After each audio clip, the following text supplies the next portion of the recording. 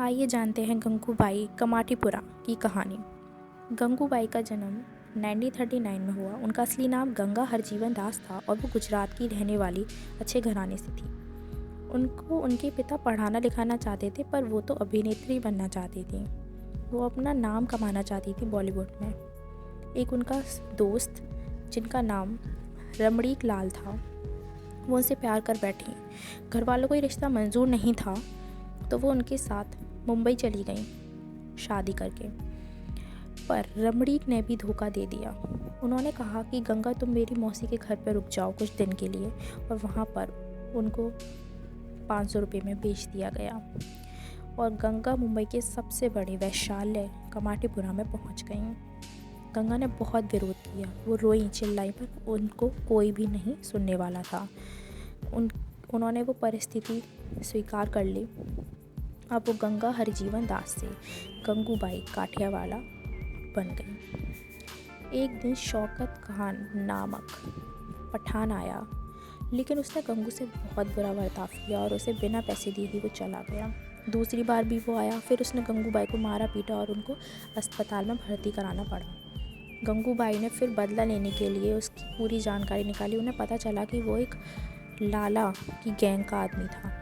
उसके बाद उसने सीधा करीम लाला से मिलने पहुंच गई और उसको सब अपनी बात बताई और उनको अपनी राखी बांधकर भाई बना लिया। कुछ दिन बाद फिर से शौकत खान गंगूबाई की कोठी पर पहुंचा। अब गंगूबाई ने करीम लाला को खबर पहुंचाई। करीम लाला ने वहां आकर उसके सबके सामने मारा पीटा, उसको अधमरा कर दिया। करीम लाला ने सबको धमकी दे दी कि अगर किसी ने गंगूबाई को हाथ लगाया या उसको मारने की कोशिश की तो उसका अंजाम बहुत बुरा होगा। करीम लाला ने उनको इंसाफ दिलवाया।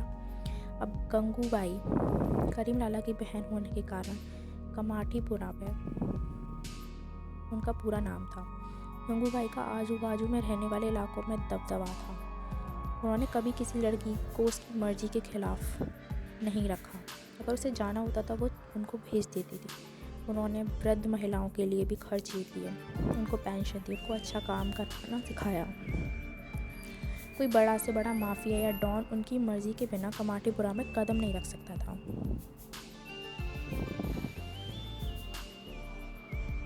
उन्होंने कई बच्चों को गोद लिया और उनकी शिक्षा और परिवेश की पूरी जिम्मेदारी ली। वहाँ के बच्चों और लड़कियों के लिए वो गंगू माँ बन गई थी।